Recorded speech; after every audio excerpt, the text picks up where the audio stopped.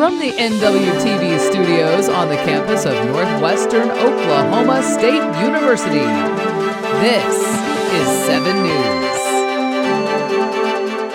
Hello, and thank you for joining us here on NWTV 7. I'm Megan Spray.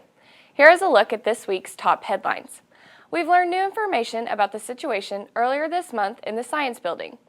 Earlier this month, Northwestern students received an email that campus would be closed the next morning to remove a potentially hazardous substance in the Science Building. But could a situation like this develop again? NWTV's Ken Irving has this story.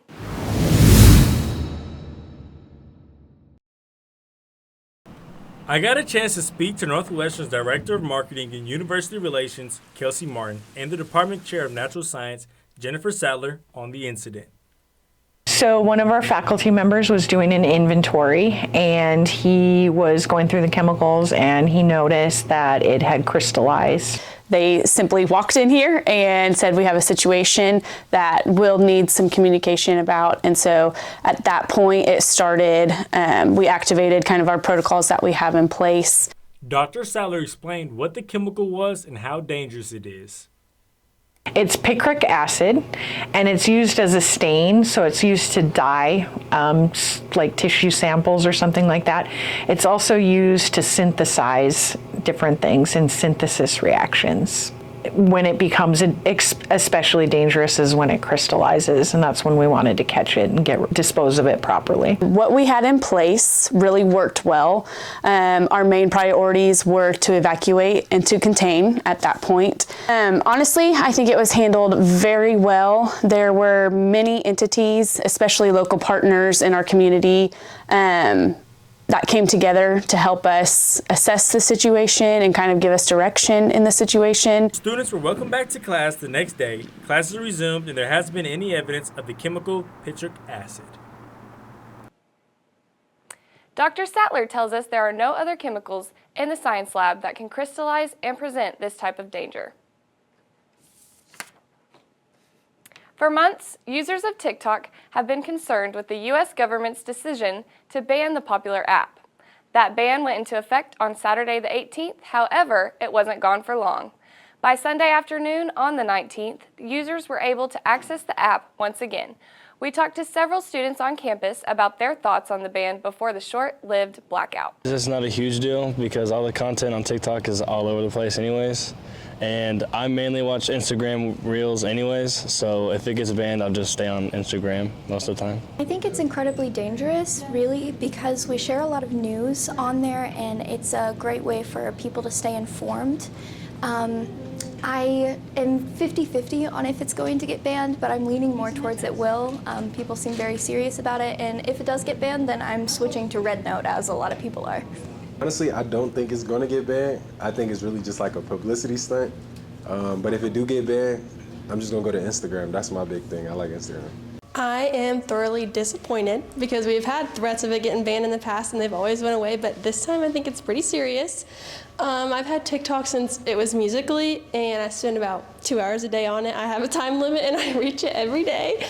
It's sad, but especially for small influencers and small businesses that are using that, but they can also move to Instagram. There are Instagram Reels, it's really similar. And I think it could be a good thing for people who have an addiction to their cell phones to take a break from TikTok for a while.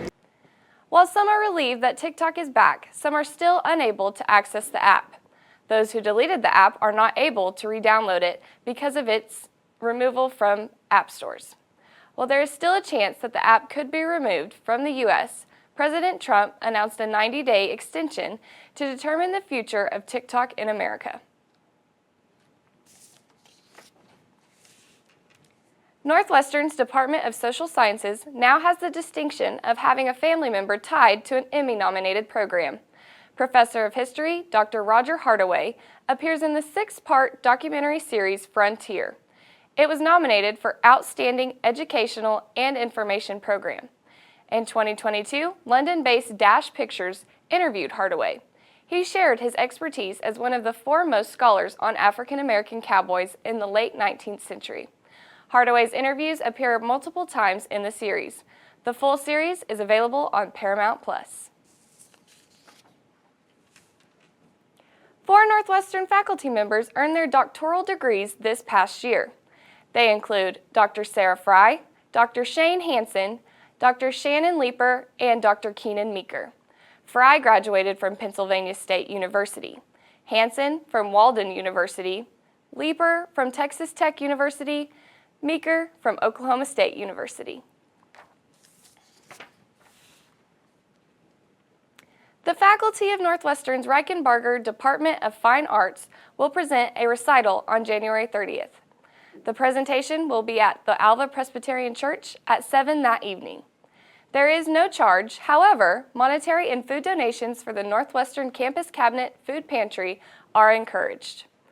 Faculty will showcase their expertise in the areas of music, theater, and visual arts. Finally, today, as the new year rolled around, a local club reopened in Alva. The Nightlight reopened on New Year's Eve after being closed for several years. We got a peek inside the newly renovated club.